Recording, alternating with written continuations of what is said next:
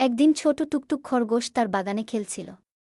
হঠাৎ সে দেখে এক অদ্ভুত গাছ, যার ফলগুলো রঙিন ও ঝকঝকে জ্বলে উঠছিল। টুকটুক ভাবল, এই গাছটা কিন্তু কোনো সাধারণ গাছ নয়, এটা তো জাদুর গাছ। টুকটুক তার বন্ধু মিনি তোতাকে ডেকে নিয়ে এল।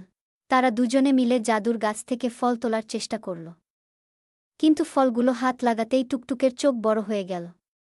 ফল খেতেই তারা পেল নানা রকম শক্তি। একটি ফল খেলে উড়তে পারল, আরেকটি ফল খেলে দৌড়াতে পারল অনেক দ্রুত। কিন্তু তারা বুঝল, এই জাদুর ফলগুলো শুধু তাদের মজা করার জন্য নয়, বরং বন্ধুদের সাহায্য করার জন্য। তাই তারা সিদ্ধান্ত নিল সবাইকে সাহায্য করতে হবে, ছোট বড় সবাইকে। অবশেষে টুকটুক আর মিনি গাছটির রহস্য জানল, যে ভালো কাজে ব্যবহার করলে এই ফলগুলো শক্তি দেয় আর মজা আনে। তাই তারা তাদের গ্রামে ফিরে গিয়ে সবাইকে সাহায্য করতে শুরু করল। গল্পের শেষে সবাই মিলেমিশে শিখল, সত্যিকারের জাদু হলো একে অন্যের সাহায্য করা এবং ভালোবাসা।